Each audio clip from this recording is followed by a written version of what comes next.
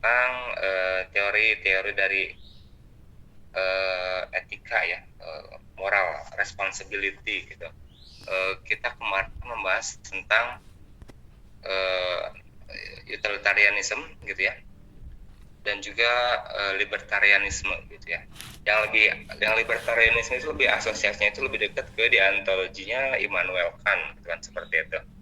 Nah, kemarin kita dihadapkan dengan dilema gitu ya, dilema. Salah satunya adalah tentang the trolley problem gitu kan, apakah kita akan melakukan sesuatu jika ada kereta yang remnya blong gitu ya. Di satu sisi kereta itu akan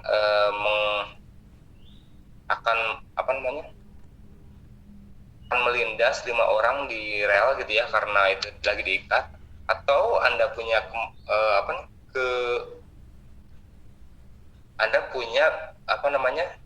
peran gitu ya, ada tuas di sana dan membalikkan rel menjadi belok gitu, dan hanya membunuh 1 orang gitu kan, seperti itu.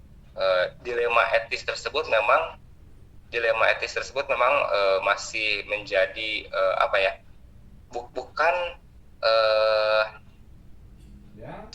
bukan untuk dipecahkan sebenarnya, tapi lebih pada bagaimana kita melihat suatu problem dan seperti itu, termasuk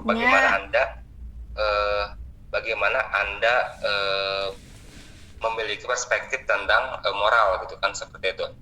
Tapi gitu ya, kalau di hukum Amerika gitu ya, kalau ada kejadian seperti itu, lebih baik Anda biarkan gitu kan, seperti itu.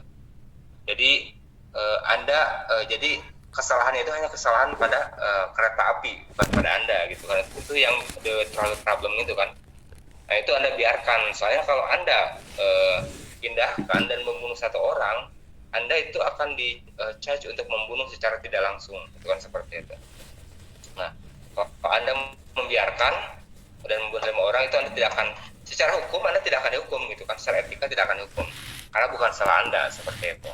Nah, kemudian kemarin kita juga membahas mengenai satu studi kasus bagaimana sih konsep moral itu ya yang baik itu, antara bagaimana kita mengorbankan satu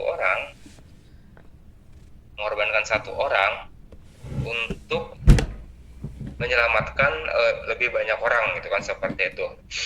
Contoh kasusnya adalah kasus yang Richard Parker itu, Queen versus Dudley ya, yang tahun 1884 di Inggris, itu kejadian nyata. Jadi ada suatu kejadian di mana 4 orang terdampar di Skocie gitu ya, dan di hari ke-20 gitu ya, sudah saya ceritakan bahwa si Richard Parker itu sebagai anak kabin itu karena sekarat itu harus dibunuh. Padahal sebenarnya yang ketiga itu mereka si Brooke itu tidak ikut serta untuk membunuh, walaupun ya ikut juga memakan gitu kan, seperti itu. Nah, jadi yang dihukum itu hanya 2 orang, si Dudley dan si Stephen ya. Nah, itu konsep utilitarianism gitu ya. Apakah kita akan mengorbankan moral gitu ya, konsep moral bahwa suatu moral yang baik itu bagaimana sih gitu. Kata utilitarianism adalah bahwa the greater goods for greater number gitu ya, greater goods for greater people gitu ya.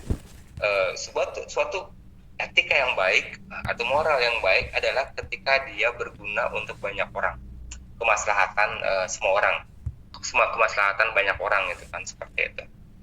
Ya, contohnya kalau kata utilitarianism adalah Anda harus mengorbankan 1 orang untuk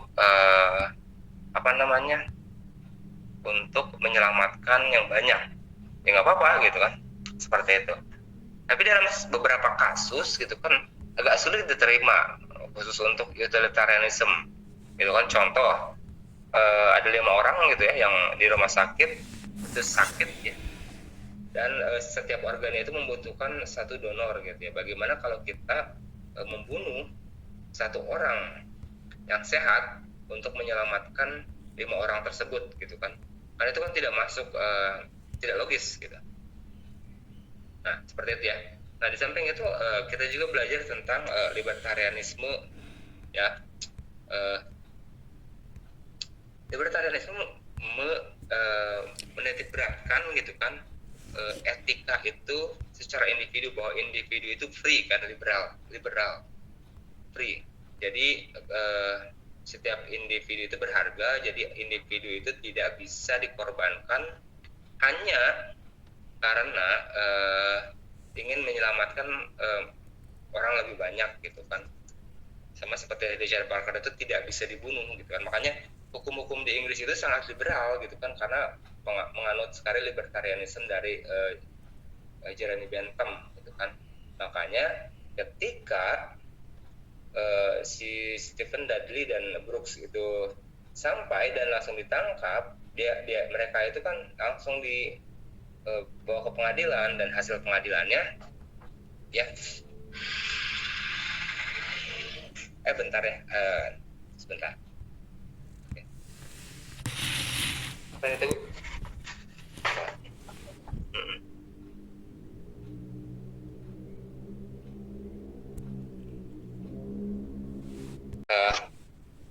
Jadi ketika si Stephen Dudley dihukum, itu mereka dihukum gitu kan, karena di Inggris merasa bahwa walaupun Anda putus asa gitu kan, Anda tidak bisa diperbolehkan untuk membunuh, seperti itu. Putus asa ataupun benar-benar lapar banget gitu ya, walaupun dia sudah sekarat, Anda tidak bisa membunuh gitu kan, kecuali Anda harus menunggu dulu mati gitu kan, seperti itu. Nah, itu mungkin juga belum tentu benar gitu kan, kalau menunggu mati gitu. Harus ada konsen, karena ada persetujuan di sana. Nah, saya harap tugasnya itu ini yang saya tunggu ya, nanti ketika beres lebaran, yaitu yang kemarin Anda analisis tentang dua konsep etika, filsafat etika tersebut, Anda lebih cenderung kemana gitu ya, dan gunakan studi kasus gitu ya, baik yang fiktif maupun yang real gitu, tentang pajak contohnya, itu Anda lebih memilih yang mana, seperti itu. Nah guys, hari ini di RPS kita tentang etika profesi ya, walaupun kalian itu sudah mendapatkan materi tersebut satu semester full kan sama Bu Lucy kemarin. Nah, instead gitu ya, saya ingin memberikan konsep, karena kemarin kita belajar tentang etika secara umum gitu ya. Nah, kita akan belajar hari ini tentang information ethic ya, teori etika informasi dari Luciano Floridi. Nah, bukunya itu sudah saya share kemarin di grup ya, The Ethic of Information. Saya butuh waktu beberapa menit ya, nanti berbicara, nanti kita berbicara, mungkin saya sedikit break sebentar ya, karena haus. Oke, kita break dulu sebentar.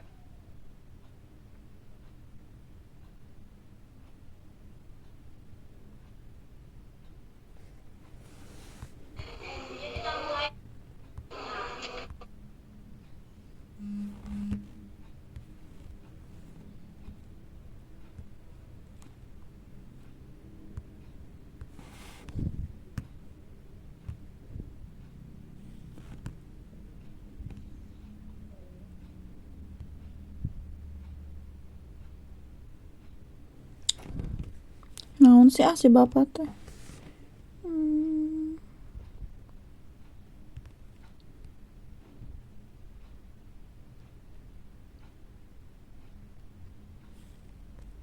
Oke, lanjut. Nah, cara didengarkan ya, jangan tidur, walaupun tidur itu ibadah untuk di bulan puasa ini, tapi harus didengarkan.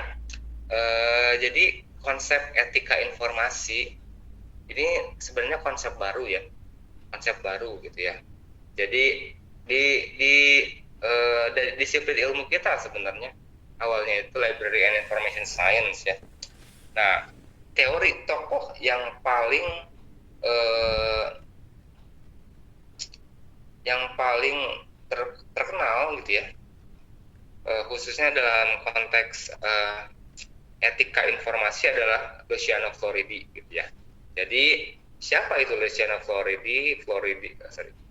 Luciano Floridi itu adalah filosof informasi asal Italia ya. Seperti yang kalian ini ya, namanya itu Luciano Floridi. Nah, beliau itu profesor Oxford ya, di Oxford Internet Institute. Jadi guru besar keahlian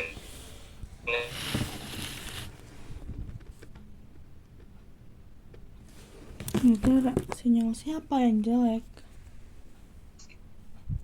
seperti itu. Kalian pernah belajar tentang filsafat informasi di semester 4? Ya. Ya. Tokoh utama dalam pengembangan information ethic. Nah gitu, jadi cabang ini gitu ya, cabang etika informasi ini masih baru ya sebenarnya, belum banyak yang membahas gitu. Nah, makanya Floridi ini adalah salah satu yang mengembangkan disiplin ilmu information etika informasi seperti itu. Jadi ya seperti yang sudah saya share ya, bukunya itu adalah The Ethic of Information tahun 2013 yang sudah saya share. Nah itu juga sebenarnya guys, itu saya mendistribusikan buku itu sebenarnya tidak etis ya. Harusnya itu kalian beli yang original, itu nggak tahu di mana gitu. Tapi karena sulit ya nggak apa-apa.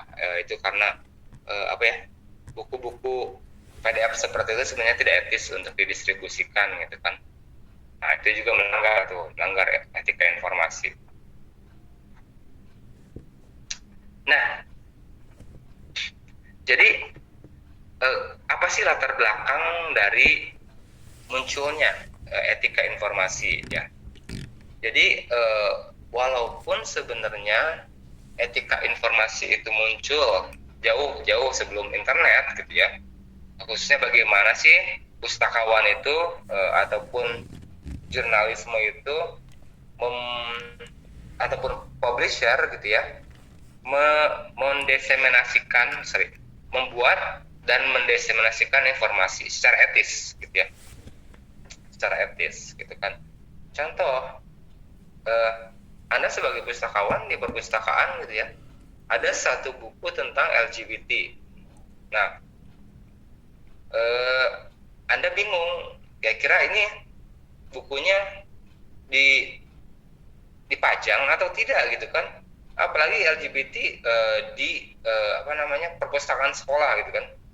Nah, itu yang bingung gitu kan, seperti itu. Pernah juga banyak kan kejadian di Amerika waktu itu, orang tua itu protes gitu kan, kok di perpustakaan sekolah ada buku tentang LGBT gitu kan. Nah, itu kan ada diskresi Anda gitu, apakah ini akan dipajang atau tidak, seperti itu. Nah, itu kembali lagi nanti ke utilitarianism dan libertarianism gitu kan. Kalau masyarakat menolak, apakah buku ini tetap harus dipajang gitu kan? Apakah menghilangkan ini akan membuat bersama? Seperti itu. Ya, jadi lebih-lebih gitu kan, konsep etika informasi itu era digital itu semakin berkembang kan, seperti itu. Nah, terus privasi data gitu kan, sepertinya adalah contoh tadi pagi gitu ya, dan kemarin gitu, saya tuh sering dihubungi oleh yang menawarkan gitu. Ada dari AXA gitu kan, dari ini gitu kan, dari kartu kredit, dan karena nomor saya ini atas nama istri saya sebenarnya, karena belum diganti gitu ya, digeraparinya, dan itu tetap gitu kan, namanya itu halo ini dengan Yulia Windari gitu ya, istri saya, ini dengan suaminya jadi mereka menawarkan produk gitu kan, seperti itu. Nah jadi ini saya kok ada curiga gitu, di Telkomsel itu ada kebocoran data gitu ya, sampai beberapa pihak itu tahu gitu kan nomor telepon saya dan nama pemegang kartu ini kan seperti itu. Soalnya kalau lewat WhatsApp itu pasti langsung saya kan ada namanya dan ada gambarnya dengan nomor kan seperti itu. Tuh, jadi sempat Telkomsel itu pernah kebocoran data kan. Nah itu bagaimana sih supaya informasi pelanggan itu tidak bocor kan, itu ada privasi, apalagi privasi tentang kesehatan gitu. Nah termasuk kemarin juga ada kontroversi apakah mengawasi orang-orang itu yang terkena virus itukah etik atau tidak gitu kan, seperti itu. Nah kemudian ada hoax dan disinformasi ya, seiring dengan berkembangnya sosial media juga gitu kan. Informasi itu kan dulunya itu diproduksi oleh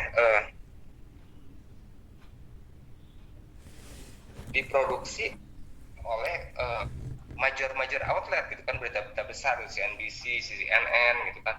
Kita mah hanya menerima saja.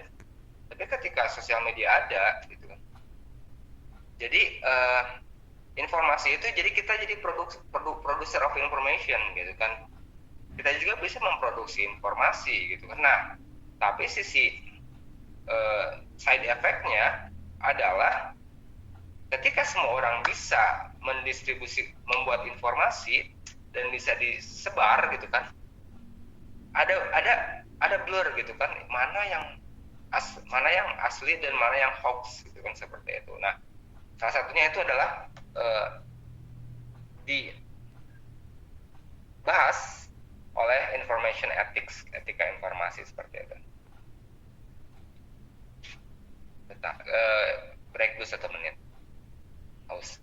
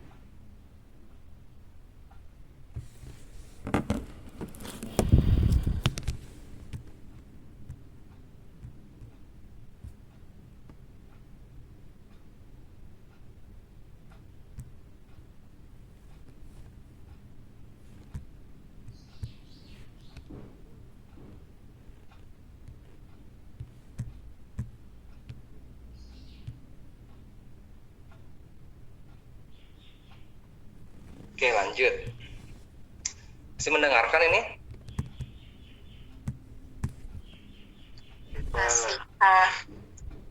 Saya ulang yang tadi ya, bisi ini keburu ini 14-16 berarti sudah masuk ke jadwal kita. Lagi online. Dendi ada nggak, Dendi? Dika? Asna? Hadir, Pak. Oh, ada. Oke. Klik di sini untuk absen. Oke. Bapak Hanung hadir. Ya. Nah, Bapak Punten Dika hadir. Oh, ada tuh mahanya. Dika ada, Dendi ada, Dendi? Hadir, Pak. Dendi ada.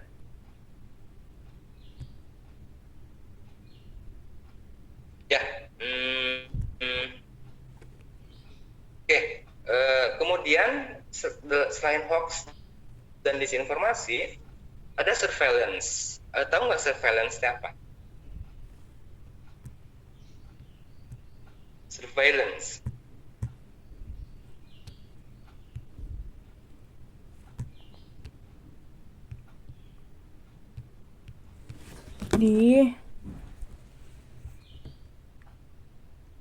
Apa? Jadi surveillance itu adalah pengawasan ya. Nah, kita jangan terlalu naif gitu ya, bahwa data internet kita mungkin diawasi oleh pihak-pihak tertentu gitu kan, seperti itu. Walaupun ya Anda menggunakan contohnya browsernya adalah incognito gitu kan, dan menggunakan VPN, ada kemungkinan jejak digital kita itu diawasi gitu kan, seperti itu. Mungkin hal tersebut adalah konsep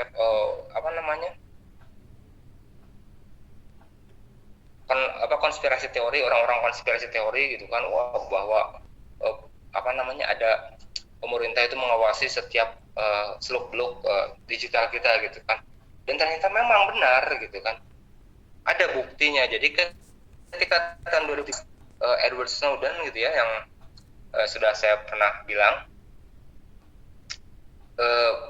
keluar dengan data yang dari NSA katanya, bahwa pemerintah Amerika, khususnya pemerintah Amerika itu mengawasi setiap jejak digital orang Amerika, termasuk mungkin di dunia gitu ya, seperti itu.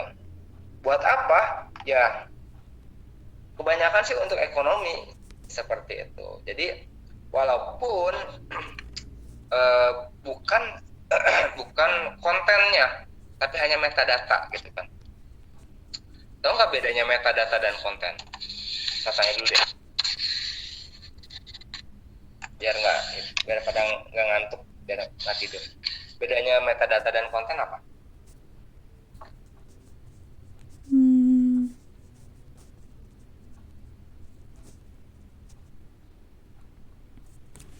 Apa ya, metadata itu Apa? Di googling atau bedanya metadata dan konten apa? Metadata itu label atau keterangan. Kalau konten tuh isinya. Isi ya. Nah, contoh gini, katalog, Anda pernah belajar katalogisasi kan?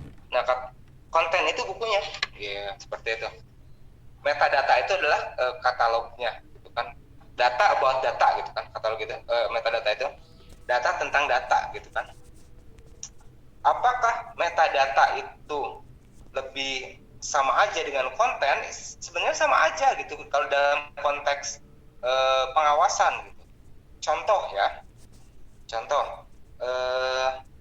pemerintah ataupun siapa ya, Ajis gitu kan, mohon maaf Ajis ya, contoh gitu, Ajis tidak perlu untuk mendengar percakapan suara antara Nurul gitu dan seseorang gitu ya, asal dilihat aja gitu kan metadatanya gitu, atau metadata itu panggilan log panggilan gitu.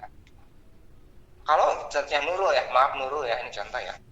Kalau Nurul, contohnya setiap malam itu ada video call dengan seseorang, bukan Ajis gitu kan, itu tidak harus tahu kontennya apa, tapi itu sudah mencurigakan gitu kan, seperti itu.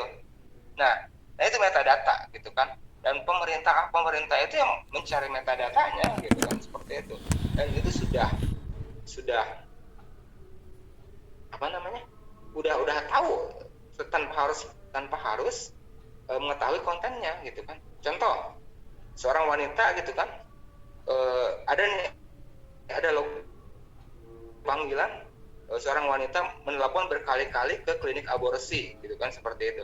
Kita tidak harus tahu kontennya apa gitu kan, untuk tahu bahwa kemungkinan wanita tersebut ingin melakukan aborsi gitu kan, itu metadata, seperti itu. Nah itu yang di awasi gitu kan, seperti itu. Oke, dan juga manipulasi algoritma, seperti itu ya. Kadang-kadang dan pengawasan digital itu bukan hanya dalam konteks pemerintah kok. Facebook, Google itu mereka mengawasi gitu kan. Jadi contoh, ketika kita ingin pernah gitu kejadian, mungkin Anda ya, kita ingin membeli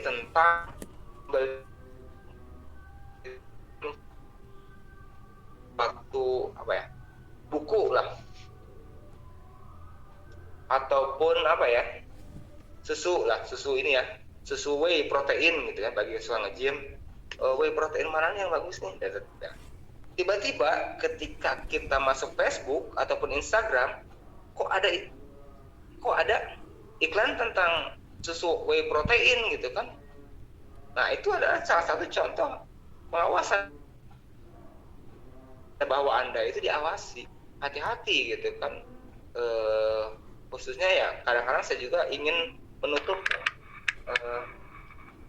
kamera yang seperti ini nih, yang di bawah seperti ini. Bagaimana kalau saya diawasi gitu kan, seperti itu. Dan itu terjadi. Apalagi kan pria gitu ya. Pria itu apa namanya? Histori apa namanya? Jejak internet juga kan itu bahaya gitu kan, seperti itu gitu kan. Ya sebenarnya kalau Anda melihat situs porno gitu kan, ya itu mah kalau Anda sudah dewasa itu hak Anda gitu kan, walaupun sebenarnya itu apa namanya, merusak otak gitu kan, seperti itu. Nah, bagaimana kalau Anda lagi melihat situs porno dan itu diawasi oleh pemerintah gitu, apalagi laki-laki kan kalau melihat situs porno bukan hanya melihat status situs porno aja, ketika melakukan hal lain lagi gitu kan, seperti itu. Nah, bagaimana Anda ternyata kalau diawasi kan, seperti itu adalah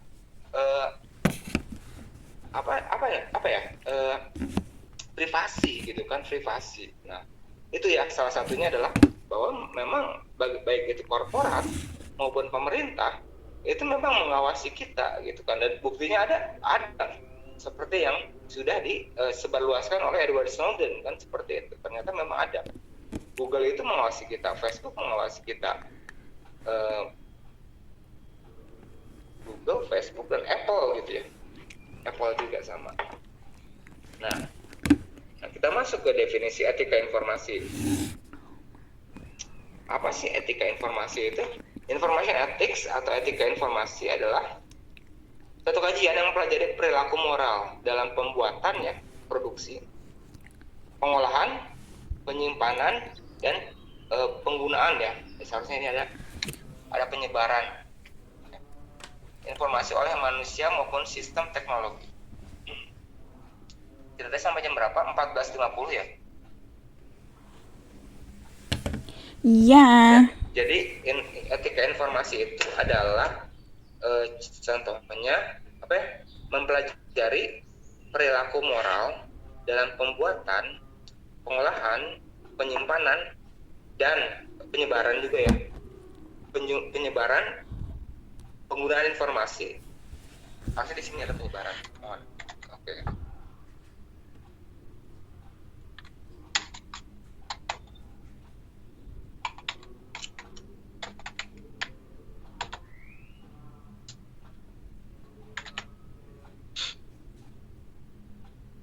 Oleh manusia maupun sistem teknologi. Ya, seperti itu. Ya. Jadi regulasinya adalah bagaimana etika itu ataupun perilaku moral dalam pembuatan, produksi, pengolahan, penyimpanan, penyebaran, dan penggunaan informasi. Contoh, Anda juga ketika menggunakan atau ketika menulis tugas akhir, Anda itu adalah memproduksi informasi, gitu kan, seperti itu. Dan Anda terikat oleh etika. Baik ketika dalam konteks pembuatan, Anda ketika menulis skripsi itu, Anda jangan plagiarisme, gitu kan. Ketika sudah plagiarisme, itu Anda sudah melanggar etik informasi ya. Nah, seperti itu. Jadi gitu ya. Jadi etika informasi itu adalah bagaimana siklus informasi gitu kan, pembuatan, penyebaran, dan penggunaan itu diawasi oleh perilaku moral. Nah, seperti itu. Nah, salah satu contoh gitu ya yang sering saya temui gitu ya, mungkin saya coba cek dulu ya. Katanya sudah log out dari Facebook, dari Instagram, walaupun saya sudah tidak punya akun ya. Tapi lebih ke akun istri saya gitu. Jadi kadang-kadang scrolling di Facebook atau Instagram terlalu lama, jadi menyesal gitu, dan akhirnya log out aja lah.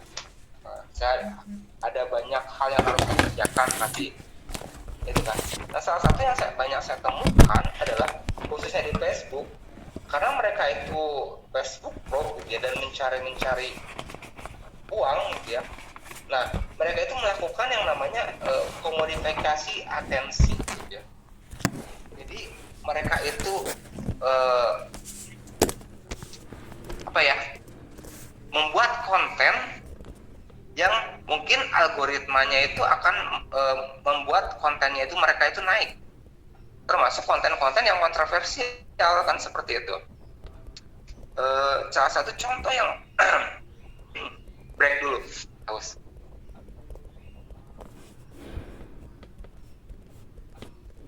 Naon ah si bapak teh kitu wae.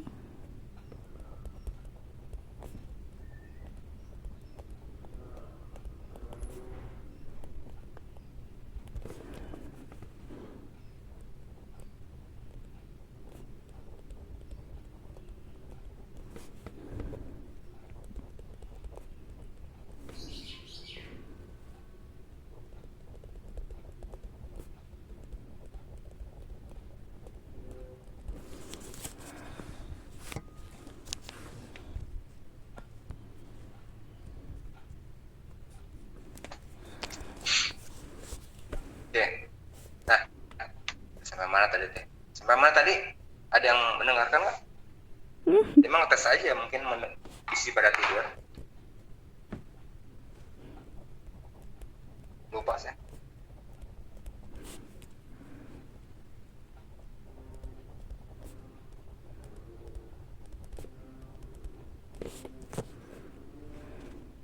Sampai mana? Sampai Yang perhatikan?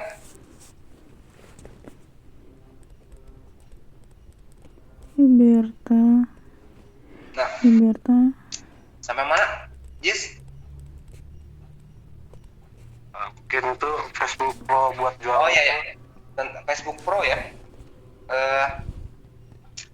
Salah satu konten yang sering saya temui gitu ya, interaksinya gitu ya, adalah tentang tulisan-tulisan gitu kan, dari seorang ataupun beberapa kreator gitu ya. Jadi tulisannya itu seringkali tentang pasangan orang lain gitu kan. Contoh, ketika membawa istri orang itu kayak membawa ini gitu kan. Terus juga ketika kangen sama istri orang ataupun suami orang gitu kan, seperti, ataupun yang membahas tentang suami atau istri orang gitu kan, seperti itu. Secara hukum gitu ya, ketika Anda berhubungan dengan pasangan yang sudah menikah secara agama gitu kan, dan dilaporkan oleh pasangan yang satunya, itu Anda sudah melanggar hukum gitu kan, seperti itu. Intinya seperti itu. Kenapa gitu ya banyak sekali konten-konten seperti itu gitu kan. Nah, salah satunya itu, mereka tidak punya tanggung jawab moral gitu kan untuk membuat informasi yang mendidik. Contohnya lagi ya tentang streamer game gitu kan. Kerjaannya itu kan cuma main game terus di streaming gitu kan, seperti itu. Kadang-kadang bahasanya juga kasar gitu kan. Saya harus memfilter itu konten-konten untuk anak saya. Dan apakah mereka tidak punya tanggung jawab moral gitu kan untuk membuat konten-konten positif gitu, seperti itu? Kan mereka tidak peduli kan, seperti itu. Yang mereka pedulikan adalah interaksi dan algoritma dan keuntungan gitu kan, baik itu dari Facebook Pro gitu kan, maupun dari YouTube gitu kan. Ya karena ya, konten-konten mendidik itu kan jarang, beda dengan konten hiburan gitu kan, yang algoritmanya itu yang viral akan seperti itu. Nah itu ya, nah itu salah satu tidak ada tanggung jawab moral terhadap konten-konten kreator tersebut, untuk membuat konten-konten yang positif gitu kan. Makanya saya enggak jadi saya udah berhenti gitu. Jadi sudah log out dari Facebook, maupun kadang-kadang butuh info di Instagram juga, hanya harus login, malas, saya sudah biarin. Jadi ada beberapa hal yang lebih penting saya lakukan daripada scrolling di sosial media seperti itu. Salah satunya itu ya. Capek.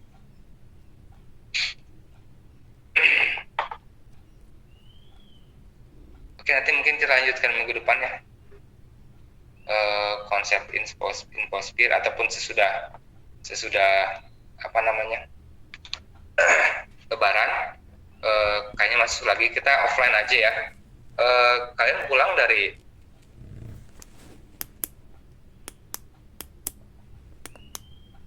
bentar.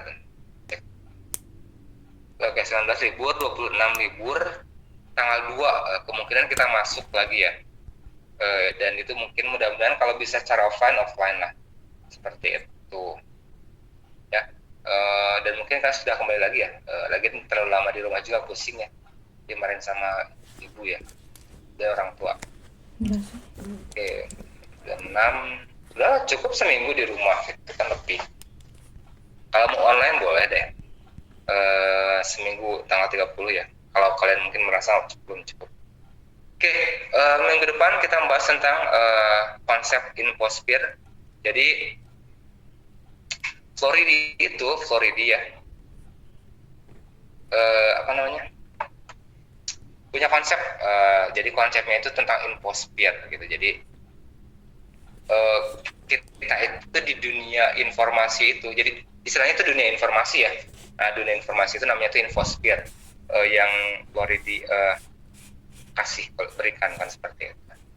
Oke, nanti kita bahas minggu depan tentang konsep infosphere dan bagaimana menjaga infosphere itu tetap sehat gitu kan, seperti itu.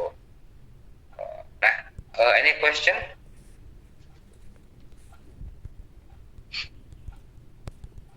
Kayaknya ini mah pada ibadah ya.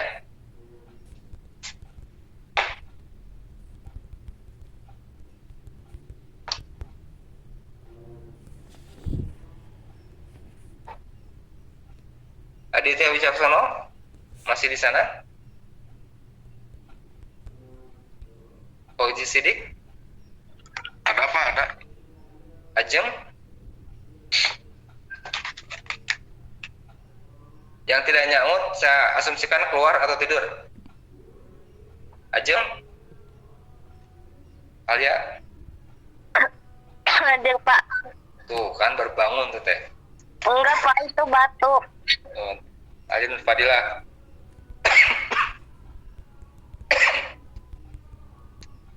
Alia? Ada Pak. Right. Alisa? Ada Pak. Oke. Gitu ya. Capek. Alah. Ya, saya tunggu proposalnya. UP itu kita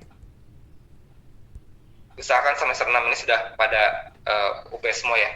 Jadi nanti kalian pas KKN itu sudah fokus dan mikiran UP gitu ya. Jadi libur semester depan itu kan KKN. Ya, jadi sudah UP kan sudah long seperti itu. Oke. Ada pertanyaan nggak? Sebelum saya tutup. Oke. Sudah ya. Habis ini apa? Pak Resa ya?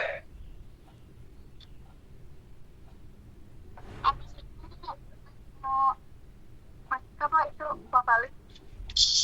Oh, boleh bibliometrik ya? Oke, thank you.